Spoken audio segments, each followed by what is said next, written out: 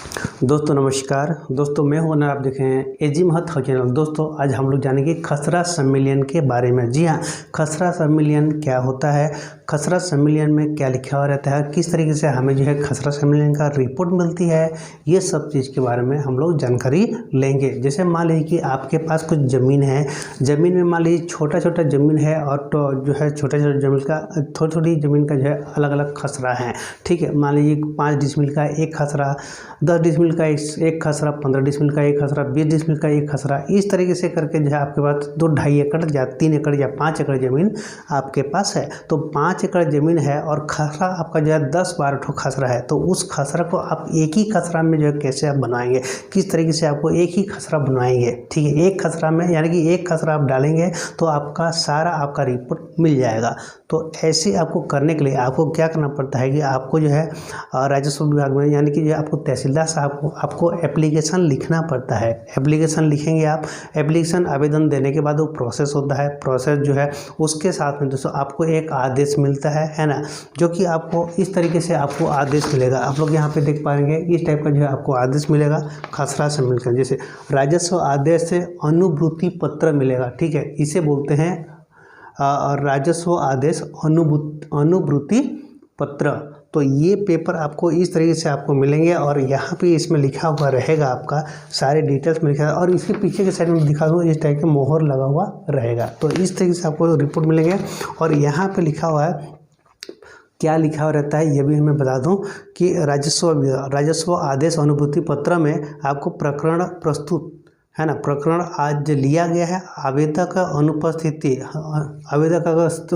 उपस्थिति है तो उपस्थिति रहेगा और अगर अनुपस्थिति है, एप्लीकेशन देकर वो अपने जगह पे आ गया है, एप्लीकेशन छोड़ के आ गया है, तो उस जगह में यहाँ पे आवेदक अनुपस्थित लिखा हुआ है और हल्का पटवारी से प्रतिवेदन प्राप्त हुआ है। इस टाइप का जो हल्का पटवारी के माध्यम से प्रतिवेदन प्राप्त हुआ है और हल्का पटवारी के प्रतिवेदन अनुसार संविलियन हेतु ग्राम जो भी आपका गांव रहेगा उसको आपको दिखाना होगा। मान लीजिए यहाँ पे ठेपू टांगर लिखा होगा तो ठेपू टांगर होगा।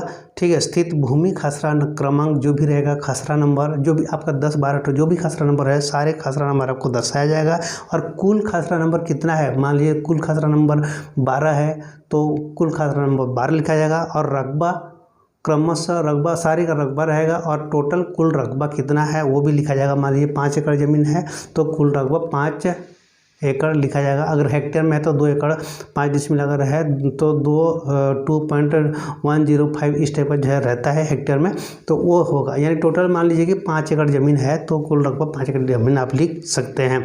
और उत्तर में कौन सा ग्राम पड़ता है, कौन सा सीमा है वो लिख सकते हैं और उत्तर में दक्षिण में किसका किसका ज़मीन है वो भी आप लोग दर्शा सकते हैं यहाँ पर। और यहाँ पे जो है जो उसका जो वो बता सकते हैं। ठीक है, चौहद्दी टाइप का आप बता सकते हैं, लिखा रहता है। इसके साथ में दोस्तों प्रकरण में संलग्न दस्तावेजों का अवलोकन किया गया। जब उन लोग छानबीन करते हैं, देख रेख करते हैं, उसको अवलोकन किया जाता है प्रकरण के अनुसार, आदेश के अनुसार, आपके एप्लीकेशन के अनुसार।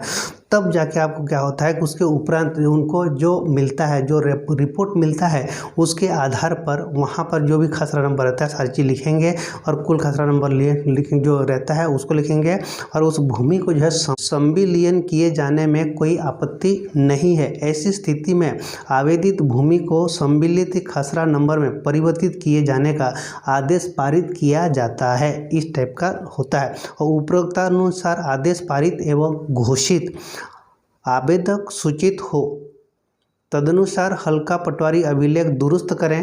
पालन प्रतिवेदन प्राप्त होने पर प्रकरण नस्तिवध पर राजस्व अभिलेखागार भेजा जावे। इस टाइप लिखते हैं और यहाँ पे बाकायदा तहसीलदार साहब का जो है यहाँ पे सिग्नेचर रहता है, साइन तहसीलदार साहब साइन करते हैं, स्टाम्प मोहर लगा हुआ रहता है। सत्य प्रतिलिपि तहसीलदार साहब सत्य प्रतिलिपि का भी जो है यहाँ पे स्टाम्प रहेगा, साइन मोहर रहता है। ठीक है, इस तरीके से यहाँ पे लगता है। और दोस्तों यहाँ पे जो है आप देख पा रहे होंगे यहाँ पे 2 करके जो है यहाँ पे 10 कोर्ट का जो है टिकट होता है, कोर्ट फीस टिकट, उसको चिपकाया जाता है ओरिजिनल में के माध्यम से और पीछे के साइड में मोहर लगा होता है।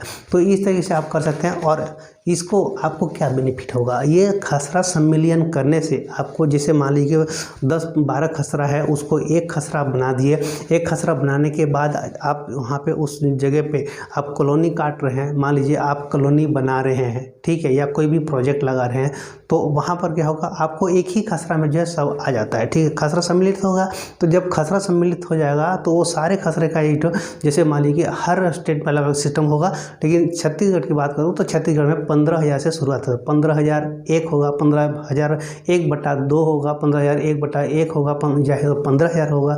इस टाइप की यहाँ पे खसरा नंबर बनता है।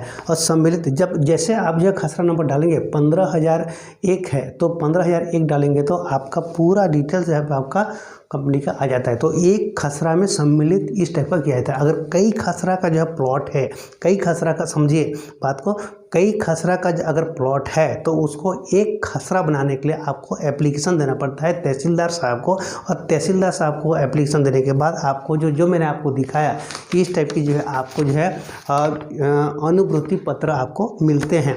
तो इससे आपको जो है काफ़ी ज़्यादा बेनिफिट मिलता है। आपको अगर कॉलोनी बना रहे हैं तो ऐसे कराना, सम्मिलित खसरा करना बहुत ही ज़रूरी होता है, क्योंकि हर जगह में बहुत सारी जगह पे जो है आपको B1P2 की ज़रूरत पड़ता है। तो अगर मान लीजिए B1P2 निकालेंगे, नक्शा निकालेंगे तो कितना होगा, बहुत सारा हो जाता है। तो इसलिए सारे को जो है एक ही बनाया जाता है, एक में ही आपका सारा काम हो जाता है और एक ही नक्शा बन जाएगा। एक नक्शा को, जो नक्शा आप जो भी कोई प्रोजेक्ट बना रहे हैं तो उस प्रोजेक्ट में जैसे वो उस नक्शा एक नक्शा बन जाएगा बड़ा सा, और उस नक्शा को आपको जो अप्रूवल करना, उसको आपको बनवाना है कि किस तरीके से आपका ज़मीन है और किस टाइप की आपने प्लॉटिंग काटा है और किस तरीके से आपने वहाँ पे किया है। वो सारी चीज़ को जो है बनाकर जो है कोई भी ऑटोकैड वाले आर्किटेक्ट वाले होते हैं, और जो ऑटोकैड का काम करते हैं उन लोग से आपको नक्शा को बनवाना पड़ता है। नक्शा को बनवाने के बाद उसको नगर निवेश से, ठीक है, नगर तथा ग्राम निवेश से जो है आपको जो है पास कराना, अप्रूवल कराना पड़ता है। टाउन एंड कंट्री प्लानिंग से जिसे बोलते हैं ना इंग्लिश में, टाउन एंड कंट्री प्लानिंग से आपको जो नक्शा को जो है अप्रूवल कराना पड़ता है, पास कराना पड़ता है, और नगर निगम से भी जो है आपको जो है पास कराना पड़ता है।